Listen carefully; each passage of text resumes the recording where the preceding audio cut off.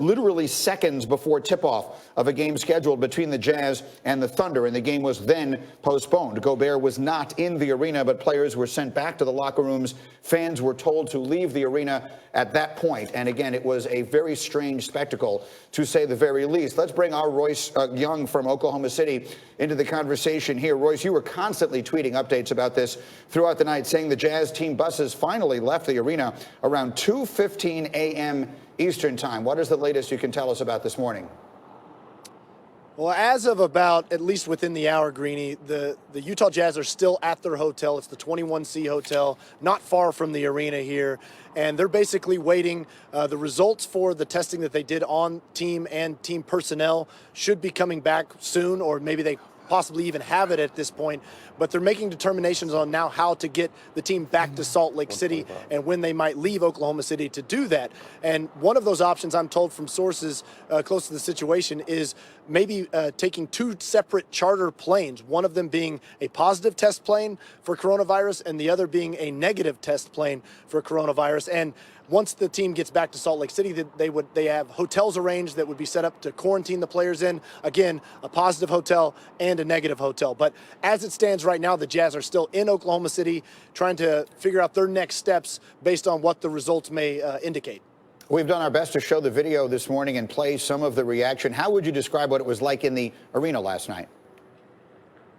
Well, I don't want to say it was chaos or panic, because it really was handled quite well. But if you just kind of rewind to the sequence of events, Greeny, and how it led to the point of the NBA season eventually getting suspended, I'm sitting there pregame watching players warm up on the court. Donovan Mitchell's warming up. Danilo Gallinari's warming up. Ball boys are rebounding them, all touching the same ball, passing it back and forth. Fans are in the stands, all touching this little soft mesh basketball, shooting it, taking turns with each other.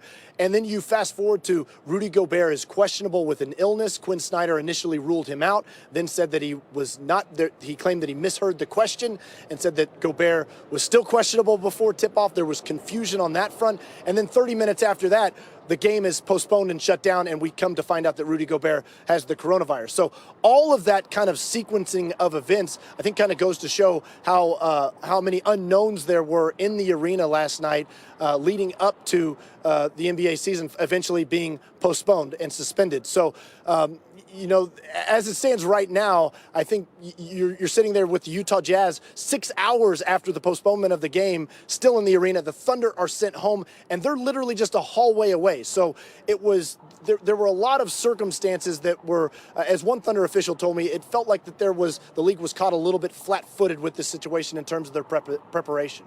And very quickly, what other reaction did you hear from people involved last night? Yeah, I think that, one of the things that most people felt like the situation was handled as well as it could be on the ground within the arena. But again, when it comes to the league's preparation, the Board of Governors had their meeting. At that point, Greeny, that there was just talk about playing games with no fans. I'm asking Steven Adams questions at a podium, and he's talking about how bizarre it might be to play a game with no fans. And then you fast forward 30 minutes after that, and now there's no NBA season to be played. So a lot of people were just caught off guard. And again, that's kind of the messaging that I was given, is that people just didn't expect what was to come. And again, they were caught flat-footed. Royce Young, thank you so much for this. And obviously, you'll continue to cover for us, and we will come back to you as needed. I'll come to the table here in Windy. As he was talking, I saw you multiple times sort of nodding your head along. What reaction did you have? Rudy Gobert was listed as questionable because if he had tested negative for coronavirus, he intended to play. Now, whether they would have let him play or not is a different thing, but this is why you got to shut it down. Because here's a guy, Rudy is feeling okay. He's healthy. He feels healthy. That's why you can't have these guys continue to play games, because you have people who don't know they have it who are still playing. That's why there's got to be leadership shown here in the other leagues. Hey, I need to ask you, because I'm going to put you into the area now of guessing, and none of us know exactly where any of this is headed. But what is your best guess as to how this plays out in the immediate future, in the days to come? Well, like I said, the NBA right now is dealing with an outcry from their players. Their players were very shaken last night. They've got to deal with their staff and players. I was in contact with staff members who were at games last night who had to go home and explain to their wives and their families what to do. They've got to deal with just the insular right here, what's right in front of them, and comfort that layer and get those people protected, and then they can go out. And that needs to be being done at the college level and all other places. Can I say something that really bothered me last night? I saw such hate that was being spewed for Rudy Gobert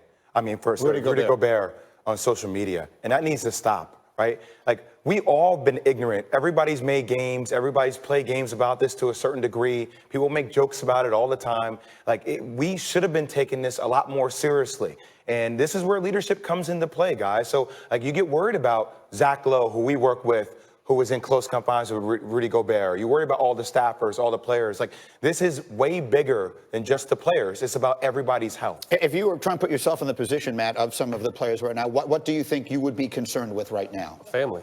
You know what I mean? I'm a father of three little boys, you know what I mean? So my first and foremost concern is anything I'm around my teammates with, I can possibly give to my kids. So I think we're taking the right steps. As we mentioned yesterday, I didn't think it was important enough to take the fans away. To me, we have to really just, like I've been saying, take a step back and find out exactly what we're dealing with. And I think we're heading in the right direction with that. Okay.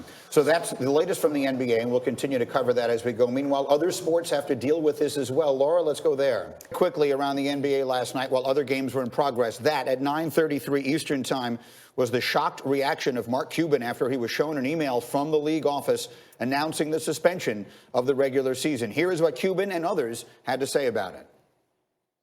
This is people's lives at stake. This isn't about basketball. This isn't about the Mavericks. This isn't about, when do we start or do we start or how do we start? This is a pandemic, a global pandemic where people's lives are at stake. And, I'm a lot more worried about and talking to her and telling her to stay in the house than I am about when we play our next game. You think this is, it's not going to affect us. We're the NBA. One of our players has the coronavirus.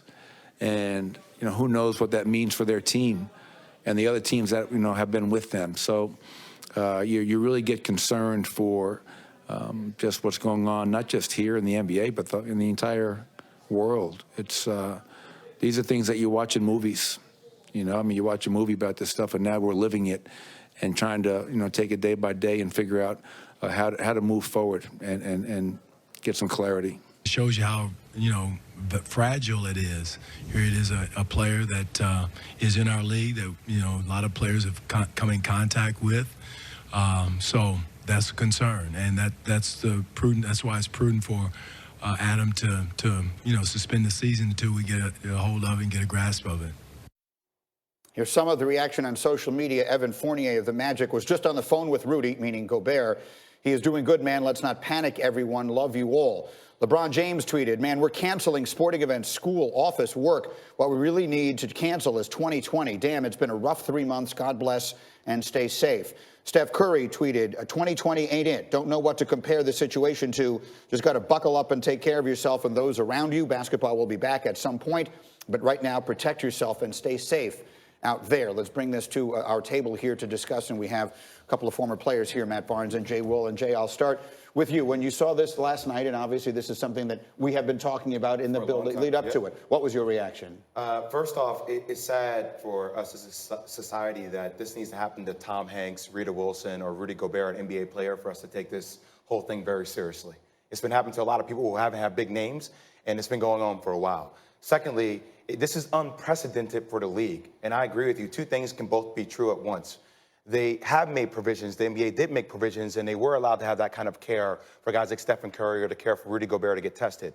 But in the same breath, they also dragged their feet a little bit on this, guys. And I think we have to be realistic about this. The fact that they didn't have one uniform decision, so you're not allowing fans to be in the building, but still, the players, you don't know who they've been in contact with. You don't know who their family members who be in contact with or friends, but you allow them to play. So the fact that they had split decisions from different entities, from the Washington Wizards, from the Cleveland Cavs, as opposed to Golden State, be like, oh, Golden State is not playing. Well, the mayor of the city of San Francisco deemed them not eligible to play. So I kind of think that's somewhat of a poor reflection on the league. I understand we still have a lot of room to go, but on Adam Silver, just to make a uniform decision from the beginning about this should have been nipped in the bud from the beginning, guys. I think the fact that the only positives, to piggy off what Jay said about Rudy Gobert or Rita Wilson and Tom Hanks having it, is now that we're going to have people of some sort of stature, it'll be monitored. So we're going to be able to see how serious their symptoms are in the process they take to recover, or how, okay, well, if we handle it A, B, and C, you should be okay. So now that, like I said, the fact that there are celebrities that have it, I think it'll be closely monitored, and we're going to be able to get a real scale of how serious the disease is. Well, you had told us yesterday, Matt, that were it up to you as a player, you would